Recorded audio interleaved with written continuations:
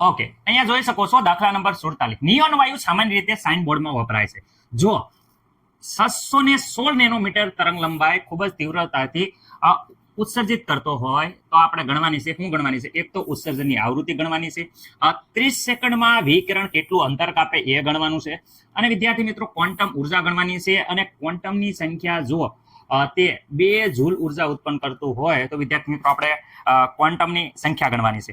શરૂઆત કરીએ છીએ વિદ્યાર્થી મિત્રો આવૃત્તિથી. તો જોઈ શકો છો આવૃત્તિ ગણવાની. તો આવૃત્તિ બરાબર તમને આવૃત્તિ વી કહેવાય. અને વી બરાબર મને નથી લાગતું કે કોઈને આવૃત્તિના સૂત્રમાં પ્રોબ્લેમ હોય. ઓકે સર, ચલો આપણે સૌપ્રથમ વિદ્યાર્થી મિત્રો જેટલી વસ્તુ છે એમાંથી હું પહેલા સૌપ્રથમ આવૃત્તિ ગણું છું. ખાસ યાદ રાખજો, આવૃત્તિની વાત થાય છે. ઓકે, આવૃત્તિ વી બરાબર તો બધાને ખબર છે C/λ. ઓકે વિદ્યાર્થી મિત્રો, જે વસ્તુ ખબર હોય જે સી છે એ એકદમ બધાને ખબર છે 3×10⁸ મીટર પ્રતિ સેકન્ડ. ઓકે, ફિક્સ વેલ્યુ છે. તરંગ લંબાઈ વિદ્યાર્થી મિત્રો અહીંયા આપ્યા છે, તમે જોઈ શકો છો કેટલા છે 616 વિદ્યાર્થી મિત્રો. અહીંયા 616 છે એ વિદ્યાર્થી મિત્રો નેનોમીટરમાં છે, પરંતુ આપણે 616 વિદ્યાર્થી મિત્રો મીટરમાં કરીએ તો 10⁻⁹ વિદ્યાર્થી મિત્રો આ થઈ જાય છે મીટર. મને નથી લાગતું કે કોઈને કઈ પ્રોબ્લેમ હોય. આ આવી જાય છે તરંગ લંબાઈ. ઓકે સર, હવે વિદ્યાર્થી મિત્રો ખાસ ધ્યાન રાખજો, આપણે આવૃત્તિ ગોતવાનું સૂત્રમાં મૂકીએ તો વિદ્યાર્થી મિત્રો બધાને ખબર છે આવૃત્તિ V = C/λ. Okay, C/λ. તો વિદ્યાર્થી મિત્રો સૌપ્રથમ આપણે C ની કિંમત મૂકીએ છીએ. C અહીંયા જોઈ શકો છો 3 ગુણ્યા, ઓકે અહીંયા થોડુંક ચલો સૂત્ર લખી નાખીએ, આવૃત્તિ C/ વિદ્યાર્થી મિત્રો લેમ્બડા. ચલો C બરાબર જોઈ શકો છો 3×10 વિદ્યાર્થી મિત્રો 8 મીટર પ્રતિ સેકન્ડ. આગળ વાત કરીએ તરંગ લંબાઈ વિદ્યાર્થી મિત્રો 616 વિદ્યાર્થી મિત્રો ગુણ્યા 10⁻⁹ એ પણ વિદ્યાર્થી મિત્રો મીટર.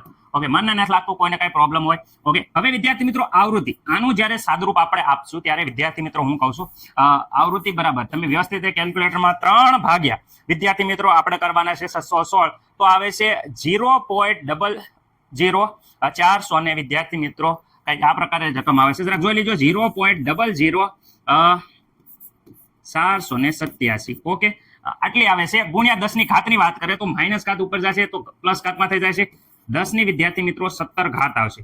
ઓકે રેડી, મને નથી લાગતું કે કોઈને કઈ પ્રોબ્લેમ હોય. રેડી, આવૃત્તિ આવશે અહીંયા સેકન્ડ છે, મીટર ઉડી જશે. અહીંયા જોઈ શકો છો કે આ એકમમાં ખાસ ધ્યાન રાખજો, મીટર ઉડી જશે એટલે વિદ્યાર્થી મિત્રો અહીંયા વધે છે શું વધે છે સેકન્ડ ઇનવર્સ. સેકન્ડ ઘાત અહીંયા આવશે સેકન્ડ ઇનવર્સ ને હર્ટ્ઝ કહેવાય. ઓકે, અહીંયા વિદ્યાર્થી મિત્રો ખાસ ધ્યાન રાખો, અહીંયા વાત કરે છે સેકન્ડ ઇનવર્સ. હવે ઓકે વાત કરે વી, તો આને વ્યવસ્થિત રીતે લખવું હોય તો 3 ઘાત આ બાજુ 4 પોઈન્ટ આપણે 87 કરીએ તો વિદ્યાર્થી મિત્રો અહીંયા ખાસ ધ્યાન રાખજો 10 ની ઘાતમાં 3 ઘાત છે એ બાદ કરવાના. 17 માંથી વિદ્યાર્થી મિત્રો 3 જાય તો તમને બધાને ખબર છે કે 17 માંથી 3 જાય તો 10 ની 14 ઘાત. ઓકે, હર્ટ્ઝ સેકન્ડ ઇનવર્સ ને વિદ્યાર્થી મિત્રો આપણે હર્ટ્ઝ કહેવાય એટલે અહીંયા હું લખી શકું હર્ટ્ઝ.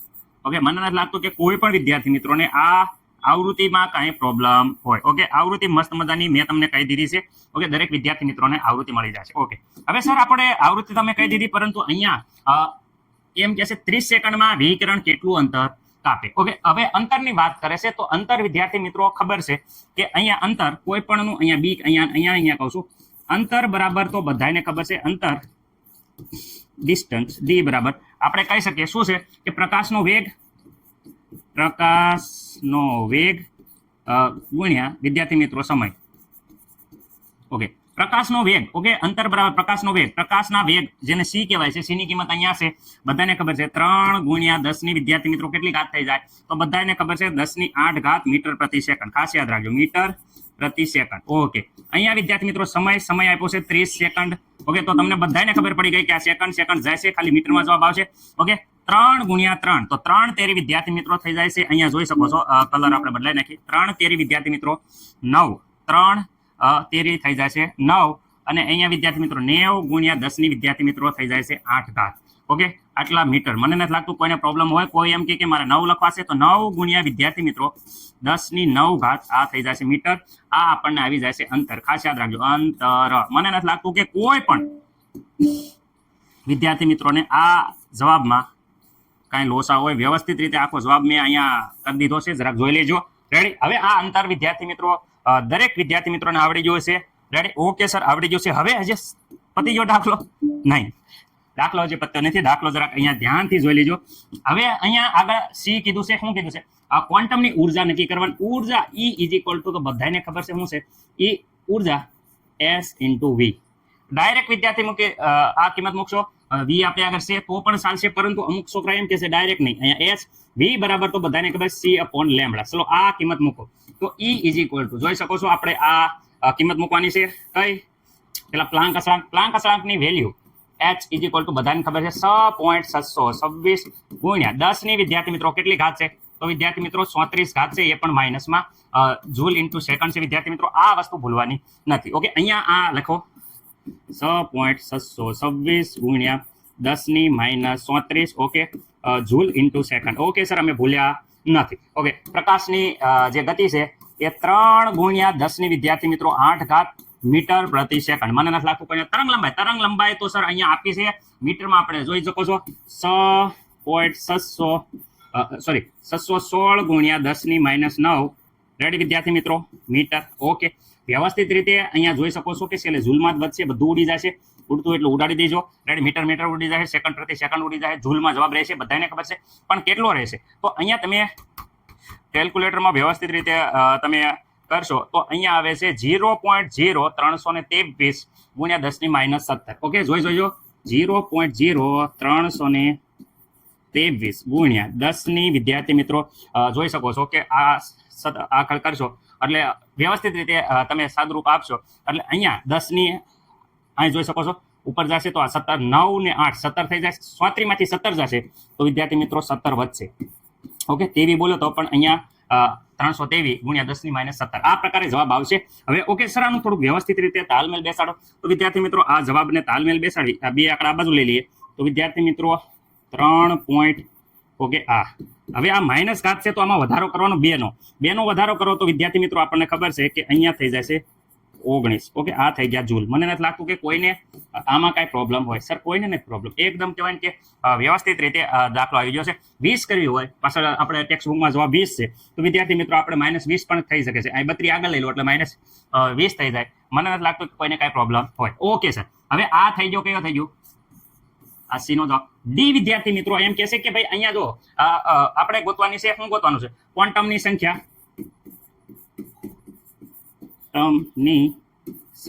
ઓકે, ક્વોન્ટમની સંખ્યા બરાબર તો શું છે કે ભાઈ અહીંયા એક ક્વોન્ટમની ઉર્જા. રેડી, જે વિદ્યાર્થી મિત્રો કેટલી છે અહીંયા જોઈ શકો 2 જૂલ છે. ઓકે, અહીંયા કુલ ઉર્જા. ઓકે સર, જે વસ્તુ આપી છે એ આપણે કરી નાખીએ વિદ્યાર્થી મિત્રો. અહીંયા 2 જૂલ. ઓકે, આ કુલ વેલ્યુ તો અહીંયા ઉપર જે આપી છે એ જ લખવાની છે. જોઈ શકો છો કે આ જે મળ્યો આપણને જવાબ એ જ લખો. ચલો, અહીંયા કેટલા છે? 3.23 ગુણ્યા 10 ની વિદ્યાર્થી મિત્રો માઇનસ 19 ઘાત. ઓકે, આ પણ હતું, કેમાં હતું? એ પણ ઝૂલમાં હતું, અહીંયા પણ ઝૂલમાં હતું. રેડી, તો ઝૂલ ઉડી જશે. ઓકે, અહીંયા વ્યવસ્થિત રીતે કેલ્ક્યુલેટર વાપરશો છોકરાઓ બાળકો તો આપણો જવાબ ઓકે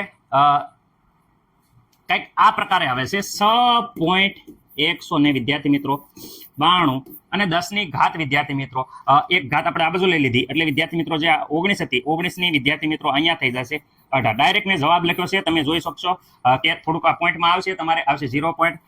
સમથિંગ આવશે 0.6192 આવશે, તો એનો એક પોઈન્ટ ખેંચવશો એટલે આ આપણને સંખ્યા મળી જશે. શું મળી જશે? નંબર, સંખ્યા. ઓકે, મને નથી લાગતું કે કોઈને કંઈ પ્રોબ્લેમ હોય. દાખલા અહીંયા થઈ જાય છે પૂરો, પરંતુ વિદ્યાર્થી મિત્રો આ ડાયરેક્ટને જવાબ લખી દીધો છે, આપણે જગ્યા નથી એટલે, તો મને નથી લાગતું કે તમને કાંઈ પ્રોબ્લેમ હોય. વ્યવસ્થિત રીતે આવડી ગયો છે. આગલો દાખલો હવે જોઈએ છીએ આપણે. એકવાર 2 વાર તમે ગણવાનું રાખો, 2-3 વાર ગણશો એટલે તમને વિદ્યાર્થી મિત્રો આવડી જશે. રેડી? થોડુંક અહીંયા જે દેખાતું નથી એ વિદ્યાર્થી મિત્રો જો અહીંયા થોડુંક વ્યવસ્થિત રીતે આખો જવાબ હવે તમને દેખાય છે, જોઈ લેજો.